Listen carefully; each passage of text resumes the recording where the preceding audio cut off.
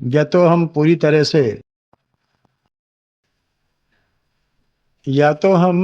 तरह से परमात्मा को समझे नहीं,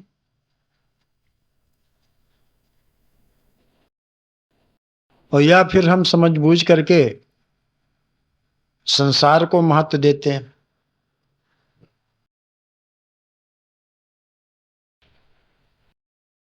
अभी आप सुन रहे थे, पथिक जी महाराज कह रहे थे,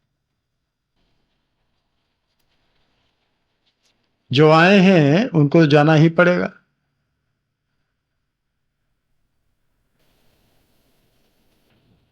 आने के लिए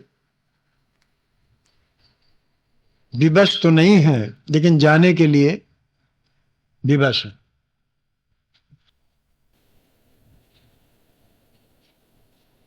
अर्थात इस संसार में रहना तो है नहीं, जाना है।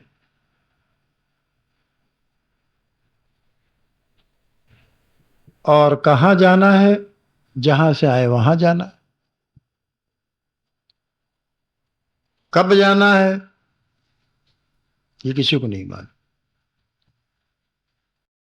कहाँ जाना ये भी किसी को नहीं मालूम, लेकिन जाना है ये मालूम सबको है।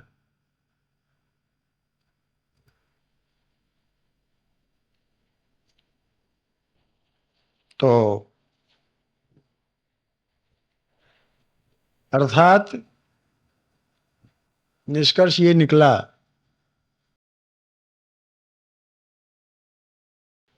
कि महत्ता संसार की इतनी नहीं है, महत्ता संसार की नहीं है।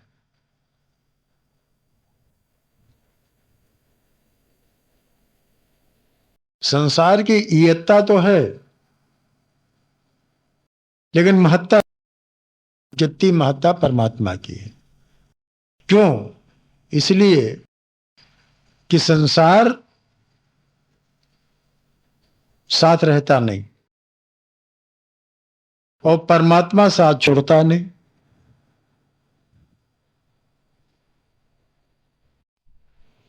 संसार साथ रहता नहीं, परमात्मा साथ छोड़ता नहीं।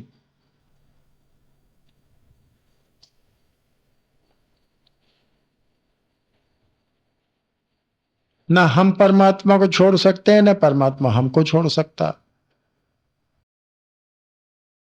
ना हम संसार को पकड़ सकते हैं, ना संसार हमको पकड़ सकता। हम जबरदस्ती संसार को पकड़े बैठे हैं। हम जबरदस्ती संसार को पकड़े बैठे हैं और परमात्मा हमको जबरदस्ती पकड़े बैठा।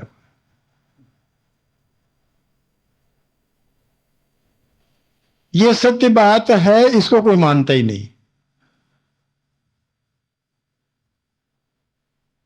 इसका सब उल्टा जानते हैं। सब जो है इसका उल्टा आचरण करते हैं, जानते हुए भी कि हमें यहां रहना नहीं है, जाना नहीं, संसार सारी चीजें यहीं रह जाएंगी। एक परमात्मा ही साथ रहता है, और है कब का है, कब से है, कब अब भी है और कब तक रहेगा, सब जानते हैं। संसार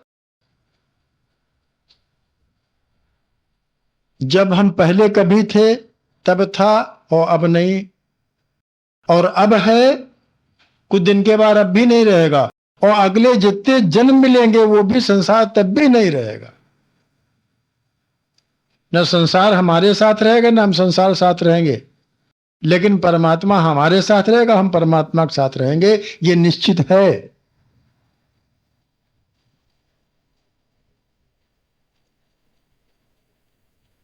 इसको अपने अंदर धारण करना पड़ेगा। केवल मानना नहीं है, केवल जानना नहीं है। जानते तो सब हैं और कभी कभी मानते भी हैं, लेकिन धारण कोई नहीं करता। अर्थात आचरण में कोई नहीं लाता। अरे भाई कहते रहे आना तो जाना तो सबको, कह तो सब देते हैं आराम से। लेकिन पकड़े रहते हैं संसार को। और लेके क्या जाओगे? कि संसार लेके जाओगे? नहीं, संसार के कर्म लेके जाओगे भाई।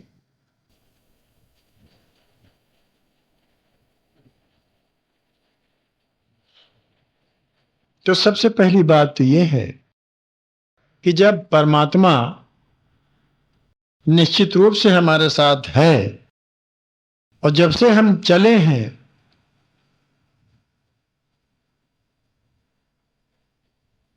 चले हैं मतलब समझे, जब से हमको जीवन मिला है, जब से हम संसारस्थ हुए हैं, या दूसरे शब्दों में जब से हम प्रकृतस्थ हुए हैं, अनेक जन्म बीत गए, तब से परमात्मा हमारे साथ है। और जब तक हम रहेंगे, जब तक ये शरीर चलता रहेगा, जब तक ये जीवन चलता रहेगा, शरीर तो बदलते रहते हैं, जीवन जब तक चलता रहेगा तब तक परमात्मा हमारे साथ रहे।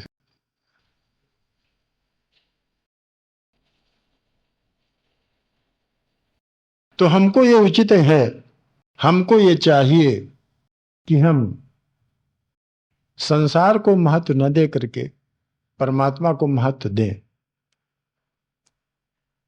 संसार में रहते हुए भी, संसार में जीवन जीते हुए भी परमात्मा का जीवन जिए।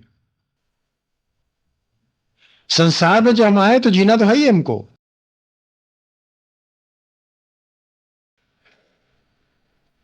जितना जीवन मिला है उतना जीवन तो जीना ही जीना है।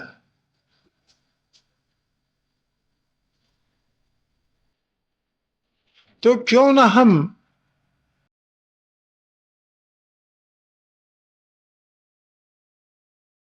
सांसारिक जीवन के साथ साथ परमार्थिक जीवन, आत्मिक जीवन या परमात्मा का जीवन भी जिए, क्योंकि अंत में तो परमात्मा से ही पाला पड़ना है हमारा।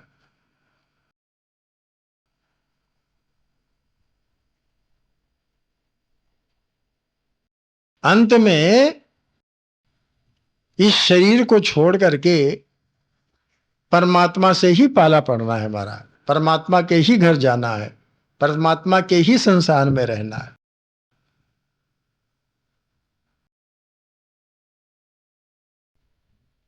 परमात्मा के ही घर में रहना है।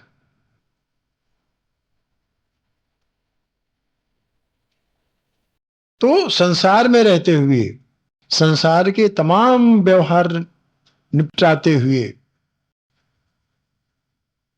संसार के तमाम संबंधों को साथ में रखते हुए भी हमें यह चाहिए कि परमात्मा के संबंध को दृढ़ करें। हम संसार के संबंधों को दृढ़ करते रहते हैं, संसार के संबंधों को दृढ़ता प्रदान करते रहते हैं, जो कि छूटने वाले हैं। संसार के संबंधों को तो दृढ़ता प्रदान करते हैं, दृढ़ हो जाए संबंधी, जो कि छूटने वाले हैं। लेकिन जो परमात्मा का संबंध है, जो दृढ़ संबंध पहले से ही कभी नहीं छूटने वाला है, उसकी ओर से हम विमुख हैं। बजाय उस पर उसको दृढ़ता प्रदान करने के, उस पर दृढ़ प्रतिज्ञ हो जाने के, हम संसार को दृढ़ प्रतिज्ञ हैं।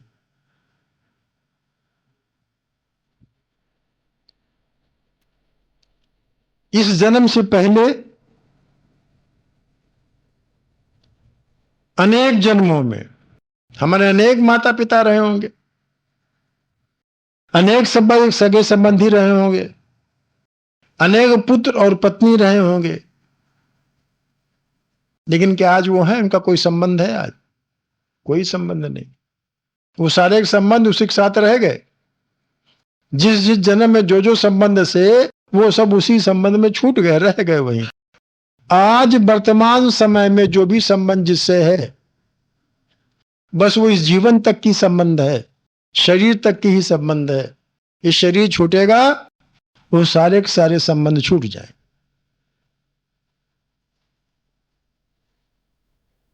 अब अगला जीवन जो मिलेगा वो संबंध हम पकड़ेंगे, वो हमारी पत्नी होगी, वो पुत्र होंगे, वो होंगे माँ बाप हों, वो संबंध उनको भी हम मानने लगेंगे संबंध। न पिछले संबंध रहे न ये संबंध रहेंगे, और जो आने वाले संबंध है, सांसारिक संबंध है, वो भी कभी नहीं रहेंगे, छूटते जाएंगे छूटते जाएंगे। लेकिन परमात्मा का एक संबंध ऐसा है, जब से जीवन चला था और जब से जीवन का अंत होगा, कभी भी जब भी सृष्टि का अंत हो, वो तब तक परमात्मा का साथ छूटने वाला नहीं, नहीं छूटने का। इसीलिए हम आपसे निवेदन करते हैं कि संसार में तो रहना ही रहना है, संसार की ओर तुम्हें ध्यान देना ही देना है, लेकिन हमें निरंतर परमात्मा की ओर ध्यान देना है, परमात्मा के संबंध को समझना है, परमात्मा को समझना है। परमात्मा है क्या? परमात्मा के संबंध में हमारे बहुत ही भ्रामक विचार कभी कभी हो जाते हैं, और ये जब भ्रामक विचार हो जाते हैं तब हम परमात्मा को या तो कोई आदमी कहीं मान लेते हैं कि कहीं परमात्मा जैसे दूसरे धर्मों में कहीं बैठा होगा।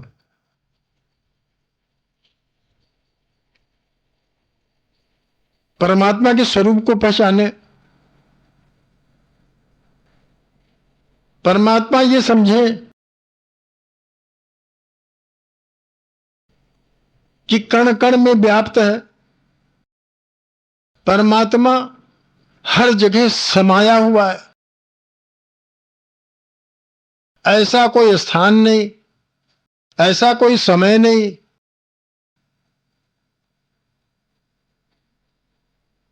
ऐसी कोई वस्तु नहीं, ऐसा कोई प्राणी नहीं, ऐसा कोई काल नहीं जहां परमात्मा समाया ना हो।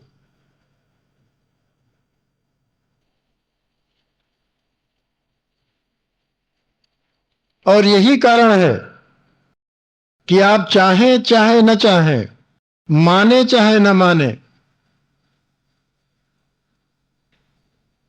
आपके चरित्र को और आपके चिंतन को, हमारे चरित्र को और हमारे चिंतन को परमात्मा बहुत नजदीक से देख रहा है,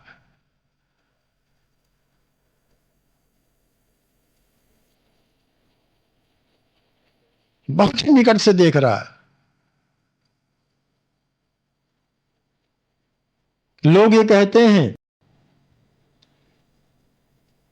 कि परमात्मा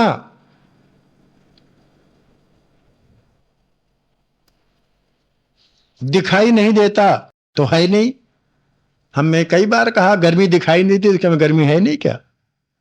बिजली तारों में चलती है, दिखाई नहीं देती, तो क्या है नहीं बिजली? चुंबक चुंबक दिखाई नहीं देता, तो क्या चुंबक तो है नहीं? है। देखना चाहो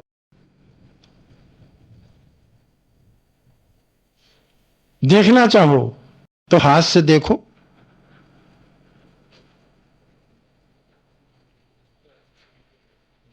देखना चाहो तो हाथ से देखो। बिजली को देखना चाहते हो, हाथ से देखो, पता चलेगी बिजली है कि नहीं। ना आंख से थोड़े दिखाई देगी, हाथ से दिखाई देगी। चुंबकत्व तो देखना चाहो तभी हाथ से देखो, दिखाई देगा।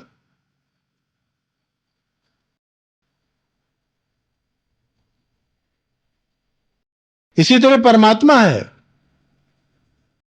परमात्मा सब कहीं है, परमात्मा सब कहीं है, और जहां है वहां पूर्ण रूप से है।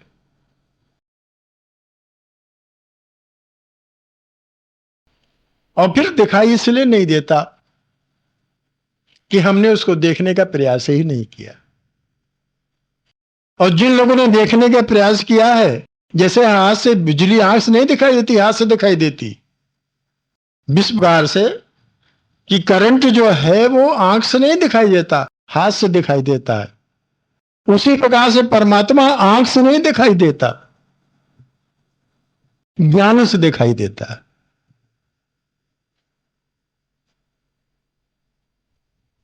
क्यों भाई? बहुत सी चीजें होती हैं आंख से नहीं दिखाई देती। बिजली हमने कहा आंख से नहीं दिखाई देती, गर्मी सर्दी आंख से नहीं दिखाई देती, ज्ञान से दिखाई देती है। ठीक इसी प्रकार से परमात्मा भी ज्ञान से दिखाई देने लगता है।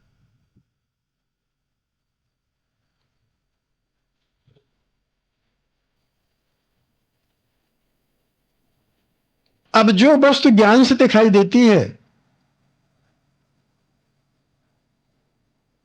जो तत्व, जो सत्ता, परमात्मा एक सत्ता है। परमात्मा कोई वस्तु नहीं है, परमात्मा कोई आदमी नहीं है, परमात्मा एक सत्ता है, एक चिन्मय तत्व है जो कि सर्वव्यापी है, हर जगह मौजूद है। हमने कई बार अग्नि का उदाहरण दिया है। प्रयास करने पर जिस प्रकार से अग्नि दिखाई देने लगती है और जिस ढंग का ईंधन होता है उस ढंग की अग्नि दिखाई देने लगती, उदाहरण मात्र है। इसी तरह से परमात्मा भी एक सत्ता है,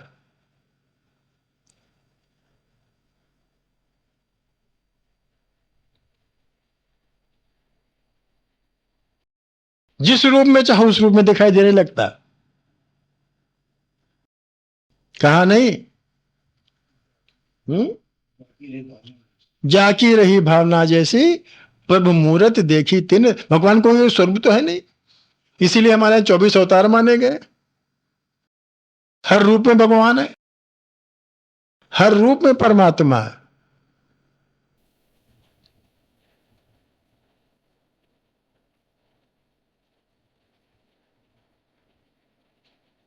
तो जब परमात्मा एक सत्ता है, परमात्मा एक तत्व है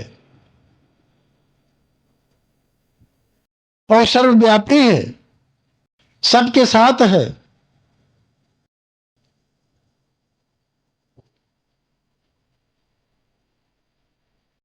तो उसको कैसे अनुभव करें? कौन सा उपाय अनुभव करने का है, उसको प्राप्त करने का? प्राप्त से मतलब हमारा समझे, प्राप्त से मतलब कोई वस्त्र जिसको हम पिला के जेब में रख ले अपनी, और जेब में रखे घूमे देखो दिखावे, ये परमात्मा है। सिगरेट कोई लाइटर नहीं है, सिगरेट जलाने का कोई लाइटर नहीं जो हमारे जेब में रखा, जब कहो आग कैसी होती निकाल दिखा दे, देखो ये आग है।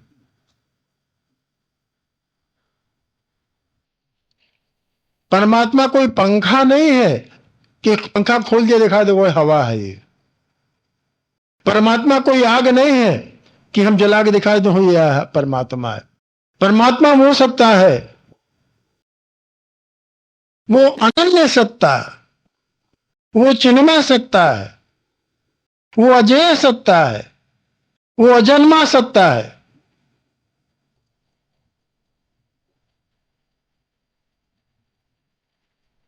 वो निराकार सत्ता है, वो निर्गुण सत्ता है।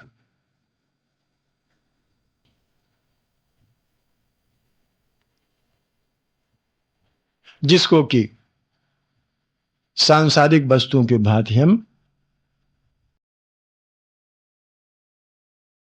नहीं देख सकते हैं और नहीं प्राप्त कर सकते हैं कि हम संसार सब परमात्मा को प्राप्त कर लें, क्योंकि सांसारिक वस्तुएं तो प्राप्त करनी पड़ती हैं, लेकिन परमात्मा जो कि पहले से ही प्राप्त है उसे क्या प्राप्त करेंगे? वो पहले से प्राप्त है, केवल उसका अनुभव नहीं कि हमारे पास है।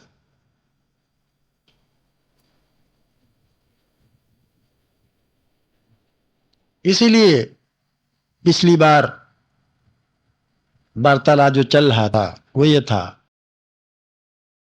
कि परमात्मा का अनुभव, अथवा या यूं कहें कि परमात्मा की प्राप्ति की किसी क्रिया के माध्यम से असंभव है।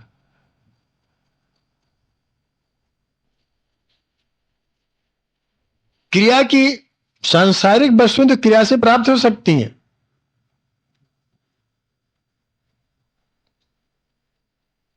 लेकिन आप ये कोशिश करें, ये प्रयास करें कि हम इतने जाप करके परमात्मा को प्राप्त करेंगे, इतना तप करके परमात्मा को प्राप्त करेंगे,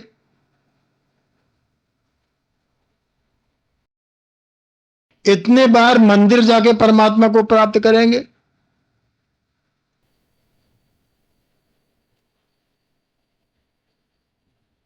और हर पूर्णमासी को अखंड रामायण करके परमात्मा को प्राप्त करेंगे, या हर एकादशी को सत्यनारायण कथा करके परमात्मा को प्राप्त करेंगे।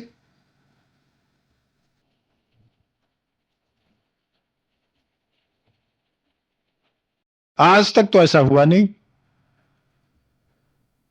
हां, होता है प्राप्त। एक निश्चित मत जानिए कि परमात्मा की प्राप्ति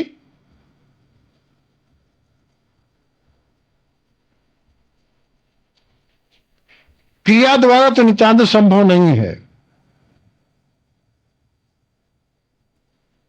परमात्मा की प्राप्ति में भाव की प्रधानता होती है।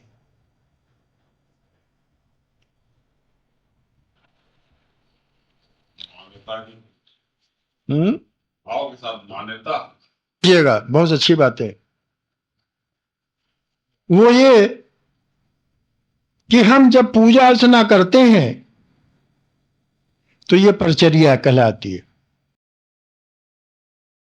पूजा अर्चना ये परिचर्या है।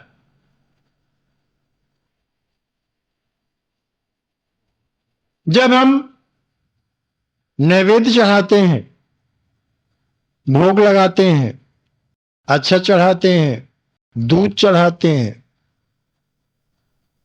भोग लगाते हैं, ये क्या है? ये समर्पण है।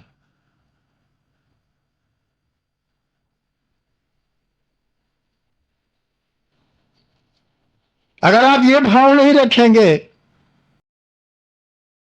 और दूसरे जब हम दर्शन करते हैं, देखिए परिचर्या, समर्पण और दर्शन, पूजा के 3 विषय। परिचर्या अर्थात अर्चना और पूजन, नहाना, स्नान करना, तिलक लगाना और ये चंदन लगाना और फूल चढ़ाना, परिचर्या, सेवा। समर्पण, अक्षत, नैवेद्य, भोग, जो भी आप चढ़ाते हैं, समर्पण। और दर्शन, देव दर्शन, परमात्मा दर्शन, मूर्ति दर्शन। मूर्ति के दर्शन नहीं कोई करता, मूर्ति के अंदर जो देवता है, मूर्ति के अंदर जो परमात्मा, उसका दर्शन होता है। दर्शन से मतलब अगर स्मरण न रह सके, दर्शन बेकार है। दर्शन से मतलब होते हैं स्मरण।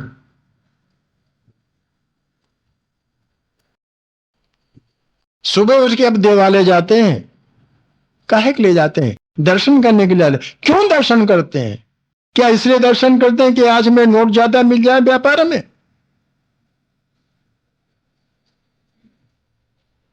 अगर आप ये समझ के दर्शन करते हैं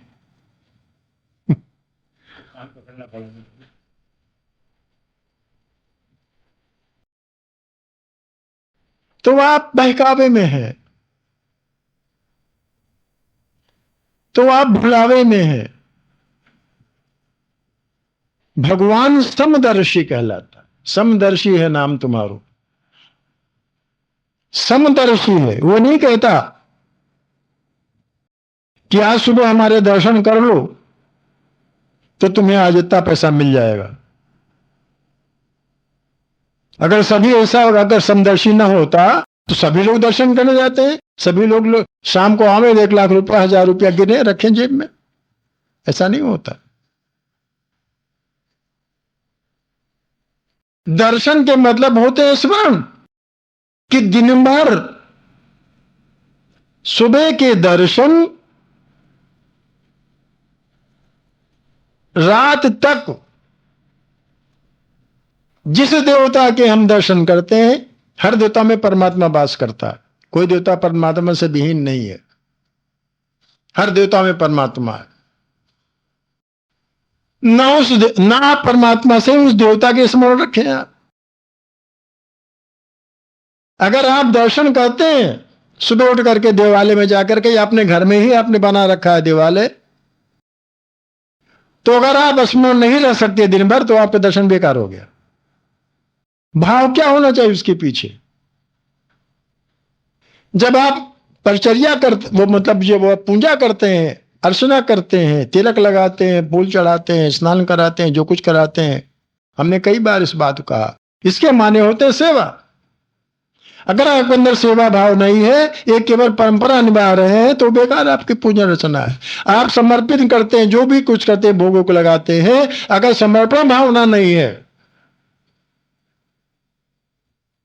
कि हमारा सब कुछ आपके समर्पण है, ये संकेत है जो आप चाहते हैं नैवेद्य वगैरह, अगर ये भावना नहीं है तो बेकार समर्पण है।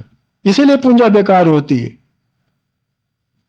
इसीलिए पूजा कोई भाव नहीं बनता, इसीलिए दर्शन का कोई फल नहीं मिलता।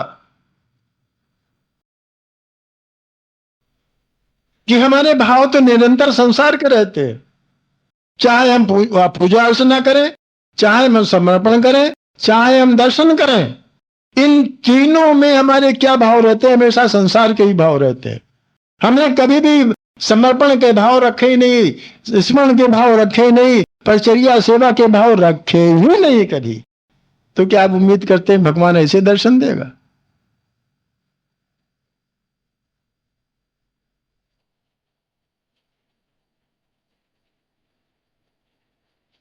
हमेशा इस बात का ध्यान रखें।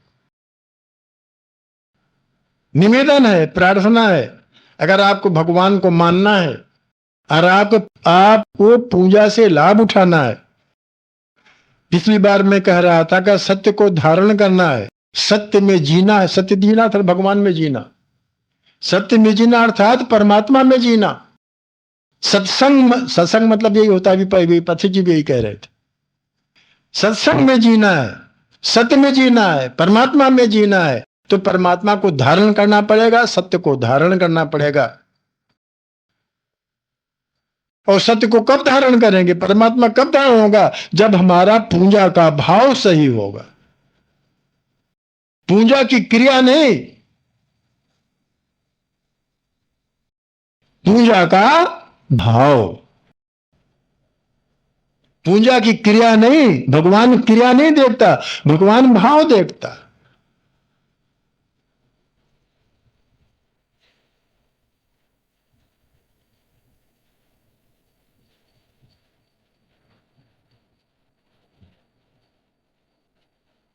गोस्वामी जी ने क्या लिखा है कि प्रेम से प्रकट हो में जाना। भगवान किसी क्रिया से प्रकट, प्रेम में प्रकट भाव है, भाव से प्रकट होता है। कभी भी क्रिया से प्रकट आज तक हुआ ही नहीं। क्रिया से संसार प्रकट हो सकता है, क्रिया से संसार प्रकट होता है, परमात्मा प्रकट भाव से ही होता है। एक उदाहरण सुना दूं आपको, हमने पढ़ा है कहीं, एक कथा आती है, पौराणिक कथा है, आप लोग भी हमें सुनाए, हम आपको दूसरे रूप में सुनाए देते हैं। आपने एक दिन में सुनाया था कि कोई संत थे, कोई साधक था, वो पीपल के पेड़ के नीचे साधना कर रहा था, बहुत वर्षों साधना करता चला आ रहा था। एक दिन उधर से नारद जी गुजरे, देखा कि बड़ा भारी भक्त है, बहुत तीव्र साधना कर रहा है, पूजन रचन भजन तप जप इत्यादि सब कर रहा है। भगवान उधर से गुजरे, नारद जी रुक गए, भाई बड़ा भाई भक्त दिखाई दे रहा है, क्या देखें क्या है। नारद जी को भक्त ने देखा, प्रणाम किया, चरणों में लौट गया, कहा बड़ी कृपा की आप हमारे इस साधन स्थली में आए। बातचीत हुई तो भक्त ने पूछा, महाराज कृपा करें आप कहाँ पधार रहे हैं, कहाँ जा रहे हैं? उन्होंने कहा तो मैं तो बैकुंठ जा रहा हूं, भगवान के धाम। दर्शन करने भगवान के। तो कहा कि भाई अगर आप दर्शन करने भगवान के जा रहे हैं तो एक मेरी भी विनती स्वीकार कर लें, हमारी पहुंच वहां तक है नहीं, भगवान से ये पूछ लें कि मुझको भगवान के दर्शन कब होंगे। नारद जी ने कहा बहुत अच्छी बात, हम जा तो रहे हैं, ये पौराणिक कथा है, बता रहा हूं, इसमें आप टीका टिप्पणी करने की कोई आवश्यकता नहीं, पौराणिक कथा है, कथा के माध्यम से समझाया। भगवान के पास नारद जी पहुंचे, उनकी गति थी, तीनों लोक में भगवान के पास भी जाते रहते थे बराबर। वहां पहुंचे, दर्शन किया, बातचीत हुई, और बातचीत में तुलसीदास जी ने लिखा है एक पद याद आ गया कि कबहू का अम्ब अवसर पाए मेरी यो सुध लीजिए कोई करुण कथा सुनाए। एक पद है भगवान गोस्वामी जी का, बहुत सुंदर पद है।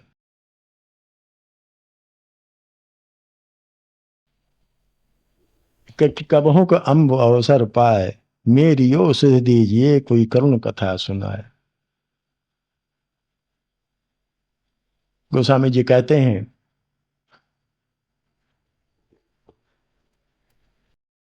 कि भगवान के पास, राम के पास जाओ और भगवान को कोई करुण कथा सुना करके मेरी भी याद दिला दो।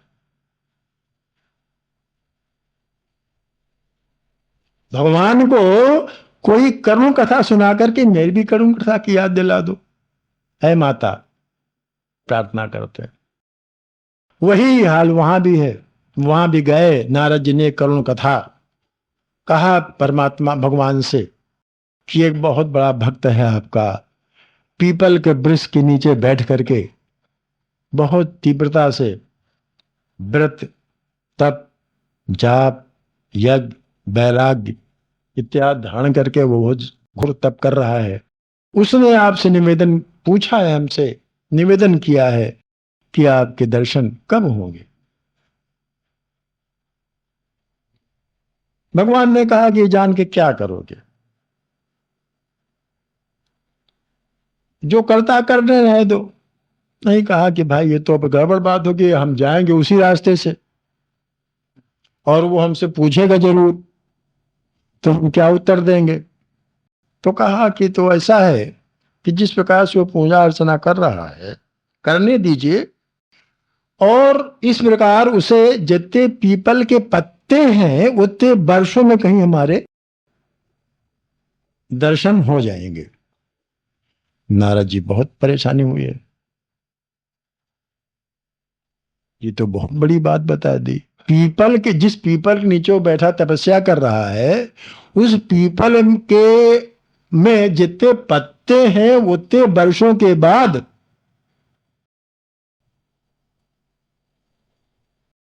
कहीं भगवान दर्शन देंगे। खैर, नारद जी वहां से और भी वार्तालाप जो कुछ होनी थी, तीनों त्रिलोकी का हाल पूछते हैं वकुम में, नारद जी बताया और चले आए वहां से। जैसी कथा आए, बहुत सपचाते हुए उधर से गुजरे, तुरंत वो भक्त नारद जी को देखा, तुरंत चरणों पर लौट गया कि महाराज क्या प्रतिक्रिया हुई, मैंने जो आपने कोई याद आई, मेरी कुछ याद दिलाई, आपने मेरे बारे में कुछ पूछा। नारद जी कहने लगे बड़ा संकोच होता है कहने में, कोई अच्छी बात नहीं है, ना सुनो तो अच्छा ही। अरे कहने लगे कि वाह, अब आप वहां से आ रहे हो, आपके शब्द मुंह से निकल जाएंगे, हमारे कल्याण हो जाएगा, जो कुछ भी हो कहिए, कोई परेशानी की बात। तो भगवान के भक्त हैं, जो कुछ भगवान ने कहा हमारे लिए श्रेष्ठ ही होगा, अच्छा ही होगा। नारद बहुत सकुचे, कहने लगे बताने लिए कोई खास बात तो नहीं है, पूजा अर्चना किए जाओ। नहीं कहा बताना ही पड़ेगा, आप वहां से आ रहे हो, अगर आपके मुख से भगवान के कहे हुए दो शब्द भी हमको मिल गए तो हमारा कल्याण हो जाएगा।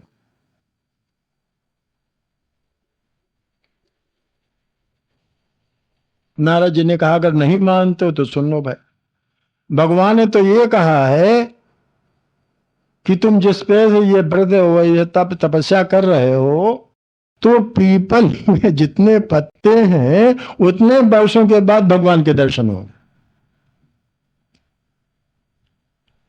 उस भक्त ने सुना और उसने कहा है भगवान के दर्शन होंगे हमको। कहले भगवान ने अपने मुंह से कहा तो कैसे नहीं होंगे भाई, हमको अपने मन से तो कह रहे भगवान ने कहा। कहले हाँ, जितने पीपल के पत्ते उतने वर्षों बाद भगवान दर्शन होंगे। अरे कहले होंगे नहीं, भगवान ने अपने मुंह से कहा है भाई, जरूर हो। अरे कहले जरूर होंगे, हाँ होंगे। और ये इतना कहते हुए मगन हो गया। भाव विह्वल हो गया और नाचने लगा। भाव विह्वल हो गया और नाचने लगा कि भगवान दर्शन होंगे, भगवान दर्शन होंगे। तो वर्षों बाद भगवान दर्शन, भगवान हमको दर्शन देके नाचने लगा। एकदम से क्रिया छोड़ दी उसने और भगवान तुरंत वहां मौजूद हो।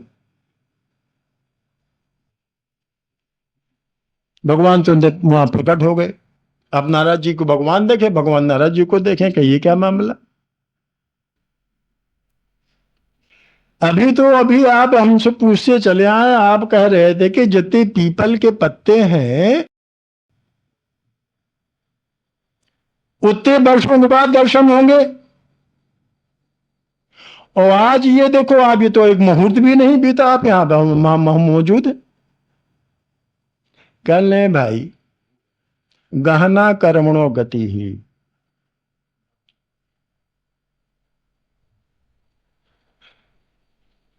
नारद तुम इस बात को नहीं समझ पाओगे।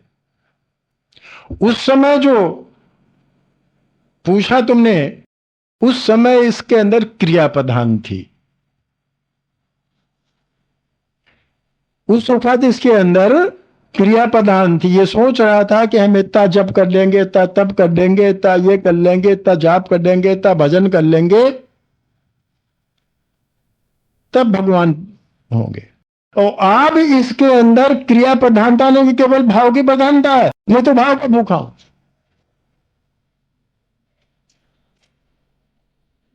कि मैं तो भाव का भूखा हूं, मैं भाव से प्रकट होता हूं, भाव के दर्शन देता हूं।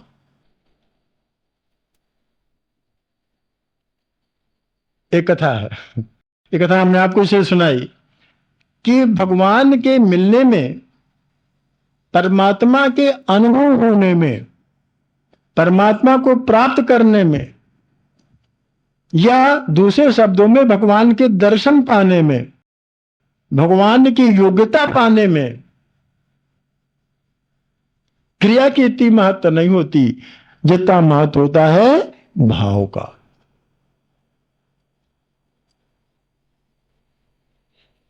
क्रिया के साथ साथ अगर उत्तम क्रिया है और उसके साथ साथ भाव भी उत्तम हो जाए, क्रिया के साथ साथ अगर भाव भी उत्तम हो जाए तो कहने क्या है, तो फिर अपनी भी जिंदगी बनती है। भगवान तो पास हमारे है ही, भगवान कहीं गया थोड़े। भगवान तुरंत प्रत्यक्ष हो जाता है क्योंकि मैं मौजूद, कहीं गया थोड़े है। एक उदाहरण दे दूं आपका, यही सांसारिक उदाहरण दे दूं। सांसारिक उदाहरण सुन लीजिए, सांसारिक उदाहरण। हमारे अंदर, आंखों के अंदर आंसुओं को कोई तालाब तो है नहीं, न कोई ऐसा गड्ढा है जिसमें आंसू भरे रहते हैं, है भाई कोई? भाई डॉक्टर साहब मौजूद है। ऐसा कोई गड्ढा नहीं है हमारे अंदर, आंखों के अंदर या कहीं भी, कि जहां आंसू भरे रहते हैं। लेकिन कभी कभी अविरल आंसू निकलना शुरू हो जाते हैं। आंसू कहां से निकलते? किस क्रिया से निकलते हैं, किसी भाव से निकलते हैं आंसू?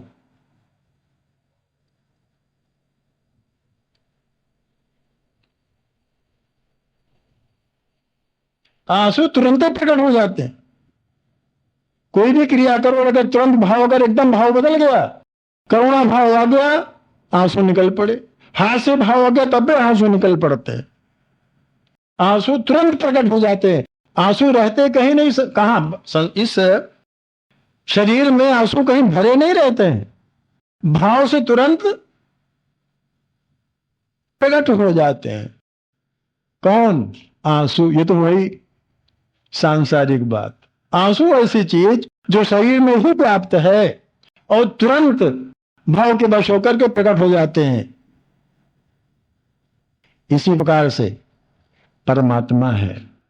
परमात्मा भी हमारे शरीर के अंदर व्याप्त है, संसार में व्याप्त है, कण कण में व्याप्त है, समाया हुआ है। हमारे अंदर अपने भाव ही नहीं बना पाते हम, परमात्मा कहां से दिखाई देगा हमें? और भाव भी बनाते हैं तो दिखावे भाव होता है, दृढ़ विश्वास कभी नहीं होता। श्रद्धा और विश्वास की अगर दृढ़ श्रद्धा और विश्वास हो तुरंत भगवान प्रकट हो जाता है। हमारे अंदर न दृढ़ता है न विश्वास, श्रद्धा तो है ही नहीं। अगर श्रद्धा है तो दिखावटी श्रद्धा है। और जिनकी कथा आप पढ़ चुके हो, आप बहस करते हो अजामिल की, बहस करते हो सदन कसाई की, बहस करते हो बेश्या की, तारे हैं इनको। अरे उनमें अटल दृढ़ विश्वास था, वहां भावना की प्रधानता थी, क्रिया की प्रधानता नहीं थी। द्रौपदी में भावना की प्रधानता थी, कर्म भाव के पुकारा था, भगवान तुरंत वहां प्रकट हो गए। आए थे कहीं थोड़े आए थे,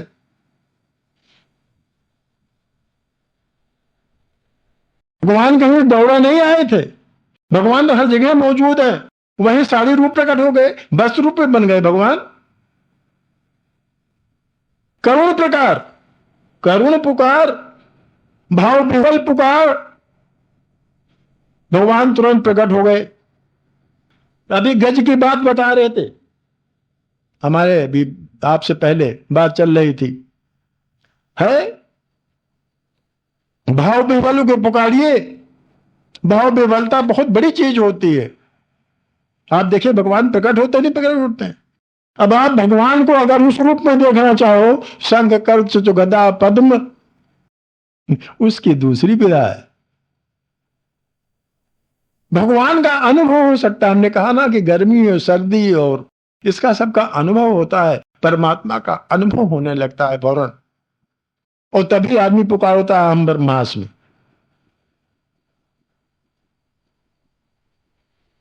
एक सोहम की साधना होती है।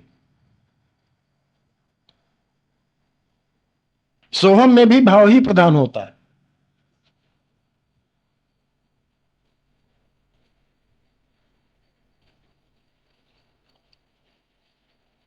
सोहम का अर्थ है वो अहम माने मैं, वह मैं हूं।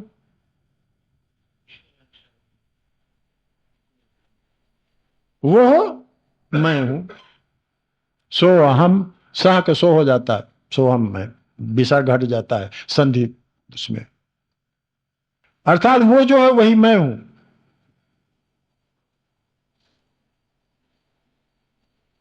एक कथा आती है उपनिषद में, बहुत बड़ी, उद्दालक की, और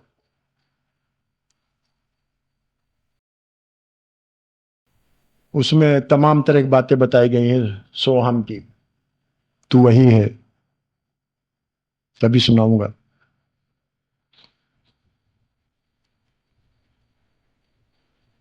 तो क्रिया, क्रिया की अपेक्षा हम आप सब क्रिया करते हैं। क्रिया के माध्यम से भगवान प्राप्त करना चाहते हैं, क्रिया प्रधान हो जाते हैं, भाव प्रधान नहीं हो पाते। शबरी, आप सब कथा जानते होंगे। शबरी में कौन सी क्रिया थी? कौन सी साधना कर रही थी? कौन सी तप कर रही थी? वो कौन सा जाप कर रही थी? वो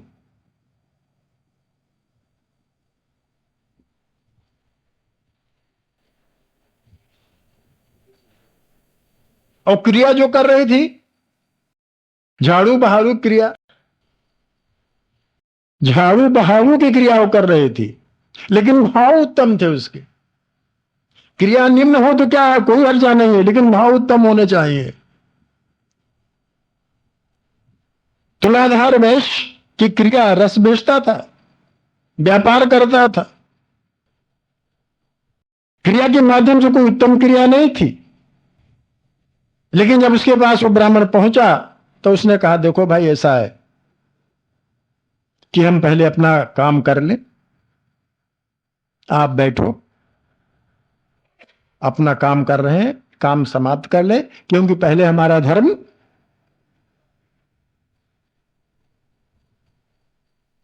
पहले अपना धर्म करेंगे। आपकी बात का जवाब आप आश्रम मतलब आराम करिए, विश्राम करिए। शाम को जब हम ये छुट्टी पाएंगे इस धंधे से, आपके प्रश्नों का उत्तर देंगे।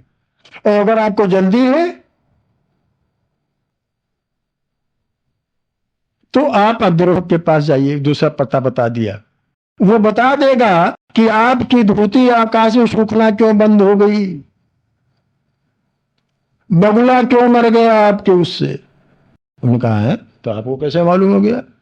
बड़ा चकाचौंध हो गया कि तो इसको कैसे मालूम हो गया इस तुलाधार वैश्य को कि हमारी धोती आकाश में सूखना बंद हो गई, ये हो गया, वो हो गया। साथ में भगवान ब्राह्मण के रूप में उसके चल रहे थे, नरोत्तम ब्राह्मण के साथ में। उन्होंने कहा देखो भाई, ये वैश्य तो है, क्रिया तो वैश्य कर रहा है, लेकिन इसके भाव बहुत उत्तम है। ये समता का व्यवहार रखता है, पहले अपनी काम करता है, सेवा करता है भगवान की। संसार की सेवा ही भगवान की सेवा है। बहुत किंचित लाभ लेकर के ये अपने आप व्यापार कर रहा है। सारे हर, चाहे वो अमीर हो चाहे गरीब हो, हर हर जगह वो समता का व्यवहार करता है, क्योंकि समत्तम योग उचित है। समता का व्यवहार किंचित लेकर के अपना व्यापार करता है, जितना शास्त्र में लिखा उस हिसाब से व्यापार कर रहा है। इसलिए इसको तीनों कालों का ज्ञान है।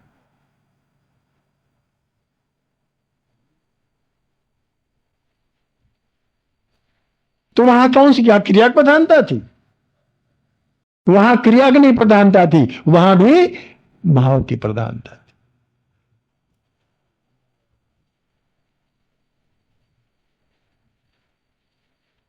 तो भाव, क्रिया तो आप बहुत उत्तम कर रहे हैं, क्रिया हम आप सब बहुत उत्तम कर रहे हैं। जाप ताप और जाप और ये वो 3 13 सब कुछ कर रहे हैं, लेकिन हृदय में कोई भाव ही नहीं। अगर भाव भी है,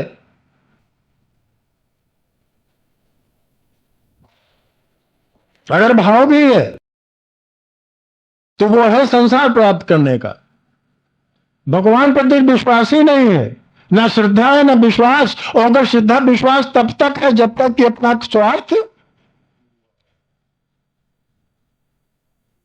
और जहां कुछ गड़बड़ हुई, स्वार्थ नहीं बनाता, हाँ श्रद्धा विश्वास दोनों बिक जाते हैं।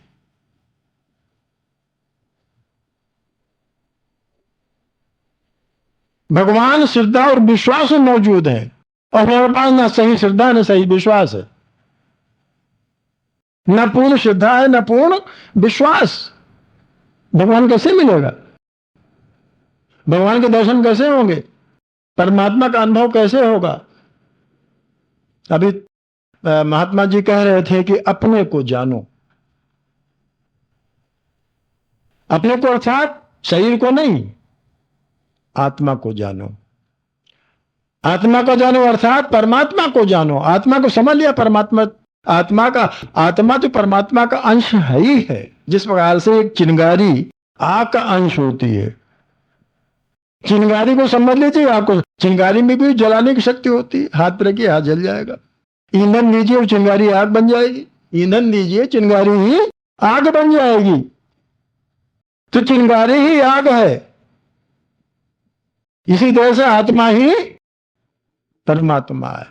सतचित और आनंद मेरे अंदर ही मौजूद है। इसलिए पहले अपने को जानो, अर्थात अपनी आत्मा को समझो, परमात्मा से अपनी आत्मा का अनुभव करो।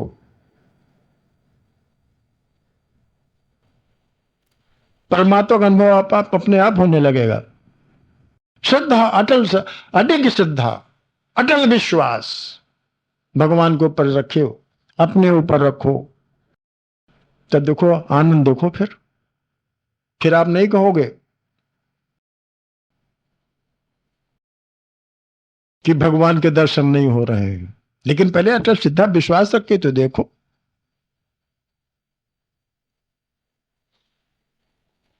अखंड रामायण हम आप करते हैं, मैं आलोचना नहीं करता, क्योंकि जो मैं नहीं करता तो मुझको अधिकार नहीं आलोचना करने का। लेकिन अपने अंदर जो रामायण चल रही है, अपने अंदर जो रामचरितमानस चल रहा है, कोई नहीं देखता, बाहर के रामचरितमानस सब देखते हैं।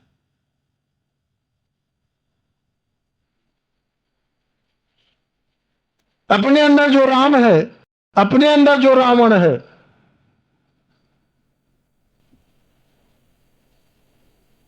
अपने अंदर जो कैकेयी, सुमित्रा और वो क्या नाम तीसरा है, सुमित्रा और कैकेयी, उसको कोई अनुभव नहीं कर रहा।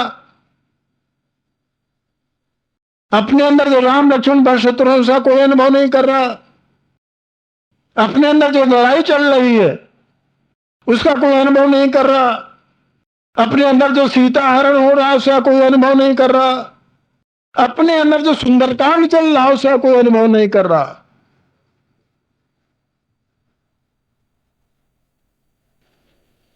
अपने अंदर पहले रामायण रामचरितमानस को उतारो और देखो कि हमें कौन कौन सी प्रवृत्तियां हैं। कैकेयी प्रवृत्ति है, सुमित्रा प्रवृत्ति है, कौशल्या प्रवृत्ति है, अहंकार रावण है,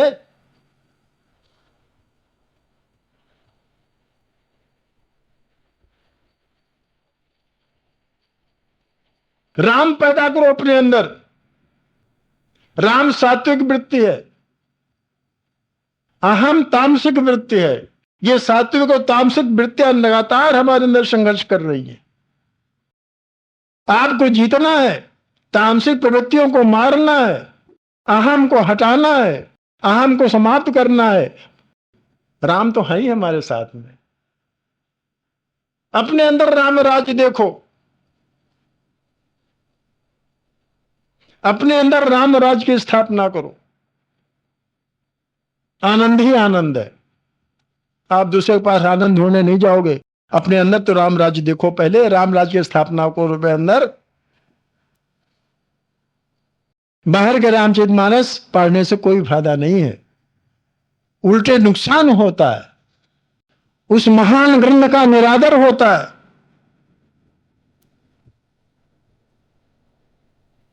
उल्टा सीधा पढ़ करके हम अपना स्वार्थ पूरा करते, उस ग्रंथ का, महान ग्रंथ का निरादर करते हैं। उस ग्रंथ की जो आत्मा है, उस ग्रंथ की आत्मा राम है, हम राम का निरादर करते हैं।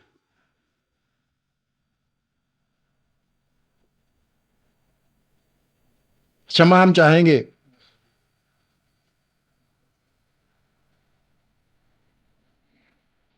हम रामचरितमानस पढ़े की आलोचना नहीं कर रहे हैं, लेकिन जिस विधा से, जिस ढंग से और जिस भाव को लेकर के हम रामचरितमानस का पाठ करवाते हैं, अखंड करते हैं, जबकि वो खंड खंड कर देते हैं, अखंड बजाय में उसको खंड खंड कर देते हैं। बजाय अखंड के हम उस चरित्र को खंड खंड कर देते हैं, उस महाकाव्य का खंड खंड कर देते हैं, उस भावना को हम खंडित कर देते हैं, जिस भावना को लेकर के रामचरितमानस की रचना हुई है। तो अब क्या आप समझते, उसका भाव उल्टा पड़ता है। उसका बिल्कुल मंत्र का अगर ठीक पढ़ा गया, उसका असर उल्टा हो जाता है। और रामचरित के मानस की जितनी चौपाइयां हैं वो मंत्र हैं, चौपाई है ही नहीं।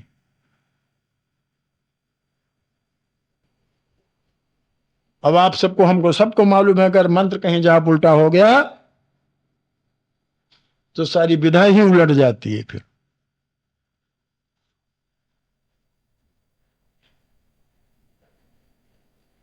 तो हम आपसे ये निवेदन कर रहे थे कि क्रिया और भाव,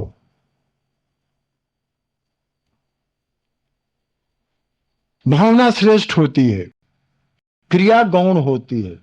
अगर संसार प्राप्त करना है, सांसारिक वस्तु में सांसारिक प्राणी प्राप्त करना है, सांसारिक परिस्थितियां प्राप्त करनी है, आप क्रिया करो। अनेक प्रकार की क्रियाएं प्राप्त करने की प्राप्त हो जाएंगी, और तब भी प्राप्त हो जाएंगे जब प्रारब्ध में होगा। मेरे भाई ये समझ लीजिए आप, संसार भी तभी प्राप्त होगा, सांसारिक प्राणी, सांसारिक पदार्थ सांसारिक परिस्थितियां तभी प्राप्त होंगी क्रिया करने से जब वो भाग्य में होगा, नहीं तो वो भाग वाला सिद्धांत ही गलत हो जाएगा। क्यों भाई? भाई सिद्धांत तो हमारा नहीं, शास्त्र का सिद्धांत है। वो सिद्धांत शास्त्र का है। तो शास्त्र का सिद्धांत है कि प्रारब्ध जरूर फलता है। शास्त्र का सिद्धांत प्रारब्ध जरूर फलता है। और अगर हमारी क्रिया से कोई प्रारब्ध बदल गया तो फिर वो सिद्धांत प्रारब्ध वाला फेल हो गया। तो फिर ये सिद्धांत सही, प्रारब्ध मन में न करो, फिर यही मानो। अब आप हमें बताओ, अगर आपके मन में कोई बात हो हमें बताओ। सिद्धांत तो एक ही मानना पड़ेगा, और ये हमारा सिद्धांत बनाया नहीं है, ये भगवान का बनाया हुआ सिद्धांत है कि प्रारब्ध सर्वथा फलता है, प्रारब्ध होके रहता है, ये भी सिद्धांत है। प्रारब्ध चलता नहीं, ये भी सिद्धांत है। हाँ बड़ी प्रारब्ध संसार को मिलता है भाई, भगवान के दर्शन प्रारब्ध में थोड़े बदे हैं। आप परमार्थ को, अध्यात्म को संसार से क्यों जोड़ रहे हैं? संसारी पदार्थों के बारे में प्रारब्ध कहा गया भाई। प्रारब्ध संसारी पदार्थ से होते हैं ना। आपका भी प्रश्न वही है। पुरुषार्थ जो है, आखिर गोस्वामी जी ने लिखा कि वही स्वर्ग राम रच राखा, को कर तर्क बढ़ावे शाखा, ये प्रारब्ध है। और कर्म प्रधान विश्व रच राखा, जो जस करे सो तत्परता का, ये पुरुषार्थ। प्रारब्ध और पुरुषार्थ दोनों साथ चलते हैं। प्रारब्ध और पुरुषार्थ दोनों साथ चलते हैं। संस्कृत का भी एक श्लोक है कि हर आदमी को बार बार काम करना चाहिए, मेहनत करनी चाहिए, और अगर मेहनत करने के बाद भी उसका फल नहीं मिलता है तो प्रारब्ध, उसमें उसका कोई दोष नहीं, प्रारब्ध का दोष।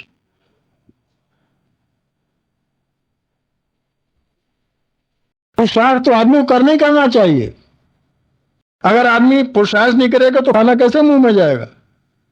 ये भी तो एक पुरुषार्थ है। थाली सामने रखी है तो हाथ से तो खाना पड़े, भी पुरुषार्थ ही है।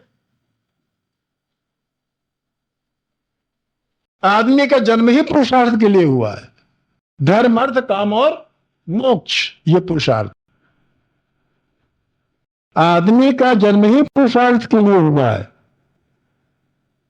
अब उसका भेद समझिए, पुरुषार्थ और प्रारब्ध का। आदमी का जन्म ही पुरुषार्थ करने के लिए हुआ है, और पुरुषार्थ आदमी करता है, और पुरुषार्थ करने पर भी अगर उसका फल नहीं मिलता, इसके माने उसका प्रारब्ध है। ठीक है ना? आदमी का जन्म ही पुरुषार्थ करने के लिए मिला हुआ है। क्या हम पुरुषार्थ नहीं करते? क्या आप पुरुषार्थ नहीं करते? क्या ये पुरुषार्थ नहीं करते? लेकिन जो इनके पास वो मेरे पास नहीं, जो मेरे पास वो इनके पास नहीं। क्यों?